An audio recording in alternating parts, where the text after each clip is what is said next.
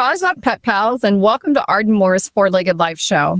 And I'm not your host, Arden Moore, but my name is Barbara Lean, and for this special episode, I'll be your stand-in host because our guest is, you guessed it, Arden Moore. And Arden spent an inspiring week in Portugal, and she is here now to unleash to all of us what life is like for cats and dogs in Portugal and how you can help. Welcome to your show, Arden. Thanks, Barbara. You do that very well. You're a very good stand-in host. Thank you. And as they say in Portugal, obrigada, which means thank you, and bom dia, good day. That's it. Other than how to order port wine, I got a long way to go to learn Portuguese. I was just going to ask you because I know that it is helpful. Do you know how to speak Portuguese? Not yet, but I know how to be polite in Portuguese. And I think that is important. Fortunately, people in Europe, they know more than one language. And in Portugal, English is very common. But it always made everybody that we met, the tour guides, the people at the hotel, people at the sanctuary, if you actually spoke a little Portuguese, that's kind. And that's how we should be. Yeah, that's good. Well, Arden, let's get started. And I inspired you to visit Portugal. Well, it's always been on my radar. And I have a number of friends who are people from the United States who are now living in Portugal. And it's got a nice tempered climate. There are parts that are very kind to animals. They're still learning a lot of things. And I thought, why not? So Portugal is now the 6th European country I have visited. Well, good for you. And tell us about, what was your first pet stop in Portugal? Well, they have in the southern end of Portugal, and it is an area called Albufeira. Don't make me spell it. Just a lot of Vanna White vowels. But it's the southern end of Portugal. And in that area, they have beautiful coastlines. They have piers and jetties. And one of those is world famous for a colony of cats that hang out. So you walk down this pier, and on either side of the pier, if you did like my wife Julie and I did, which was bring treats, their nose went up in the air and they're like, that smells like Arden and Julie from Dallas, Texas. And cats can smell your emotional state. We come in peace. We come with treats. And they started popping up on the jetty. And it was pretty amazing. What I'd like to do is we're going to play a short clip for my radio folks. You can hear what I'm saying. And when it goes on YouTube, you're going to see it too. But before we do the jetty cats, I want to let you know we were at a nice little hotel in the off season. So no big crowds. Take a listen. Now here is a view from our balcony from our hotel in Albufeira, Portugal. Stunning. Hear the birds? And the dog. And it is just about sunset. Love it. And the dog's okay too. So, Barbara, it sounded so wonderful. The birds are chirping, and then you hear... I felt like I was back home. He wasn't too crazy about the jetty cats, huh? No, he hadn't got there yet. So we went from there to the jetty cats, and there is a clip I'd like to have you take a listen to. It's me there for the first time, just surveying the coastline, and it is spectacular. So here we go. What's up, everyone? Arden Moore here. I'm in Albufeira, Portugal, at the very famous pier where the jetty cats hang out, and we brought them some yum-yums all the way from the United States. Would you like some? Come here. Come on. Come here, kitties. Come on. Here they come. Kitty, kitty, kitty. Yes. These are community cats that people come from all over the world to try to help feed and care for. You can donate supplies. And check out all the different looks. Oh, yes. Yes. See if you can help too. Pause up. We're pretty popular with the cats, huh? Well, we both were. We brought some lickable treats, and we need to get them as our sponsor because we really marketed them. We're not naming the name, but they were easy to pack to go to Europe, and they're very good. And I was surprised, Barbara. These cats were very healthy. They were in all different markings. There were black cats. There were white cats. There were tortie cats. There were orange tabbies. Oh. And they were so beautiful. Tails in the air like they don't care. But so they started, I felt like the Pied Piper of felines. They started coming all around, and it was remarkable. People come from all over the world to feed these jetty cats. But more importantly, they need our help financially and with donations. So how can people help these cats, Arden? Yeah, well, please go to the website. It's called, here we go, agacatcharity.com. agacatcharity.com. And you can make monetary donations. You can actually become a volunteer. I discovered that these jetty cats actually in the town of Agave have a little shop that people bring donated items, and the sales of these donated items are used to help give them spay, neuter, vaccinate, help them with their food. And great idea. Yeah, I mean, and look, I'm driving a rented car in a foreign country. I got to tell you all, they have a lot of roundabouts in Not Portugal. for the faint-hearted. No, so we became proficient at roundabouts. And I did it. We were able to do it. I didn't understand kilometers. I'm going 120, but it's 120 kilometers. But anyway, we finally found the donation shop, and there was a wonderful volunteer there by the name of Kim. And she and I donated my books, my behavior books, my kid books. I also made a monetary donation, and we also provided them with some cat food that we got in Portugal to make a donation. And I'd love you to take a listen, everybody. This is me talking with volunteer Kim. Hola from Portugal. I'm here with my friend Kim. We're in an amazing store, Aga Cat Charity. Everything here you can purchase, and it'll be a donation to help the kitty cats. We have traveled from the United States and come a long way, and we've heard about the famous jetty cats, Kim, right? So people come from all over the world. They do, I believe, yes, and want to see them, and a lot of them take little treats for them and play with them. So tell us about how people can help out the jetty cats. I think the easiest way is to make a donation. But, or if you're in Albufeira, you can come to the store and donate food or donate items that we can sell, because that's how we raise funds for the cats. Well, we keep bringing gifts. Julie and I have brought you some cat food for the kitties. And then, you know me, I write books. You want all these? What do you think about getting some of my books? We've got the Cat Behavior Answer book. Looks amazing. Kids Guide to Cats. And Fit Cats that we're donating to the charity. And as everyone knows, I am poor but famous, but I'm also making a donation. Wow, that's amazing. Thank you so the much, charity. Robin.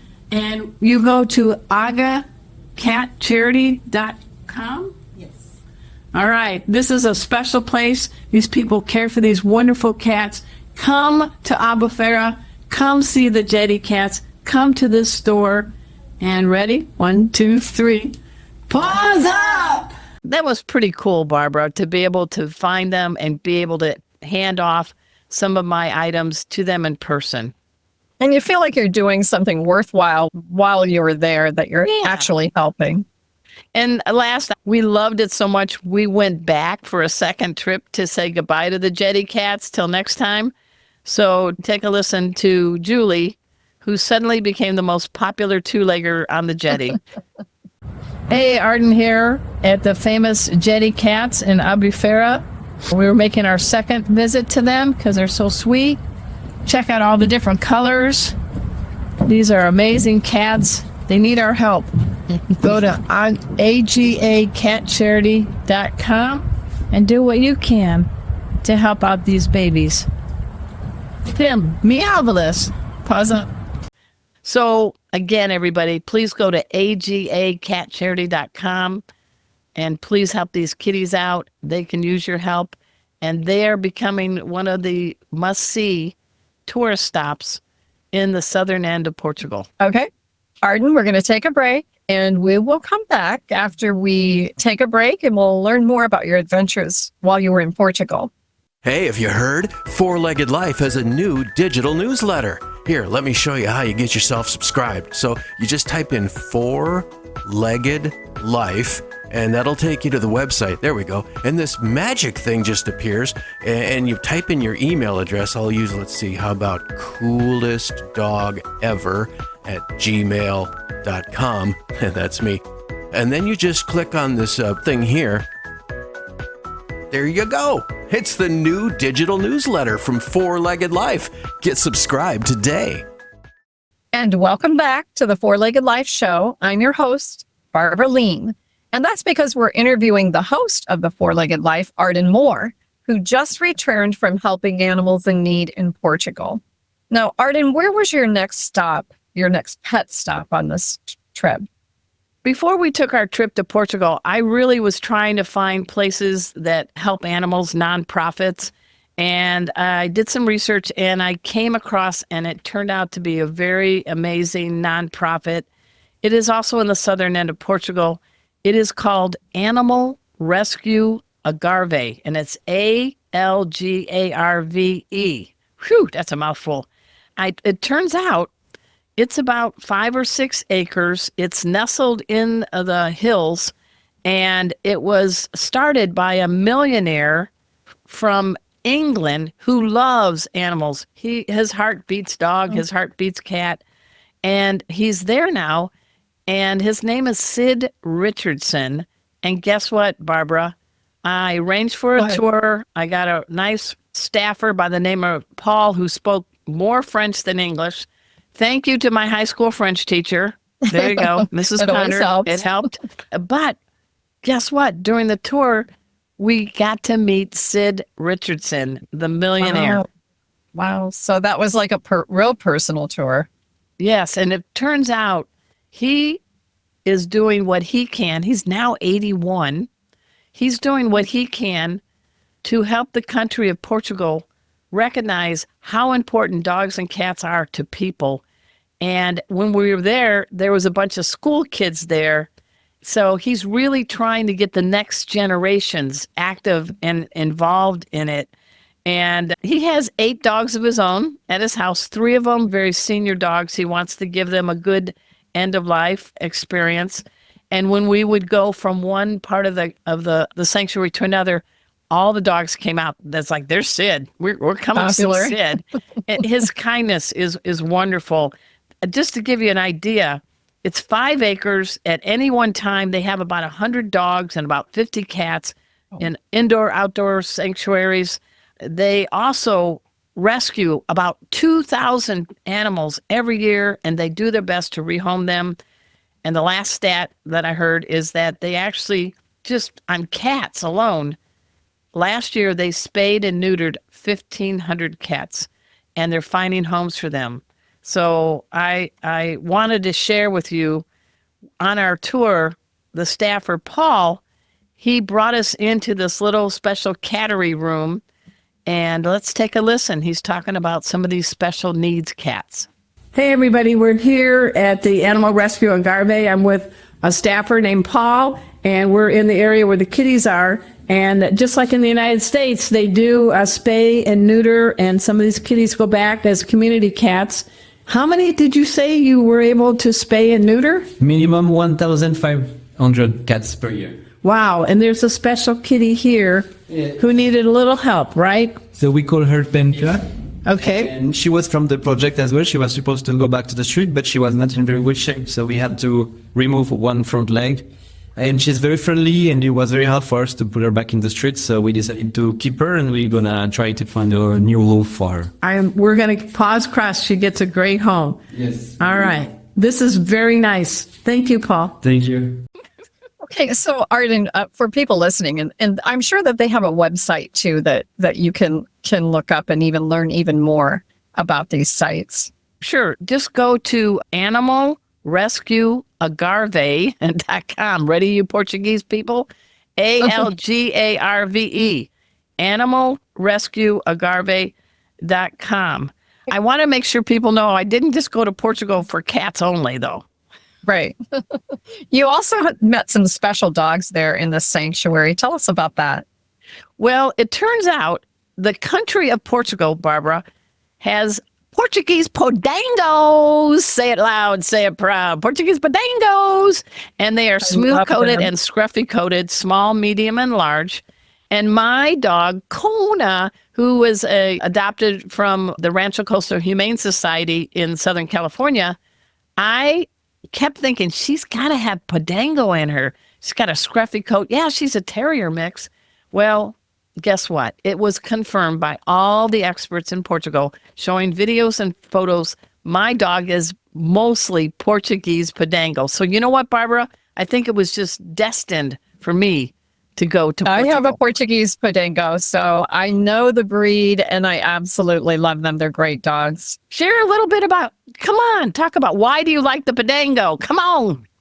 His name is Gobi, and he's a great little bodyguard. He sits under the seat of the plane when I'm flying. He knows when to be aggressive. He knows when not to be aggressive, and he's just the right size. He's about 16 pounds, and they're the most beautiful little dogs, and they're so loyal, and I just love him. I think it's a great breed. I think I learned that they had been imported into the United States starting in the 70s.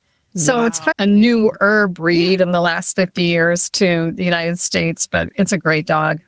They're smart. They're cute. Absolutely. They're sporty. Yes. I left those parts out. Thank you.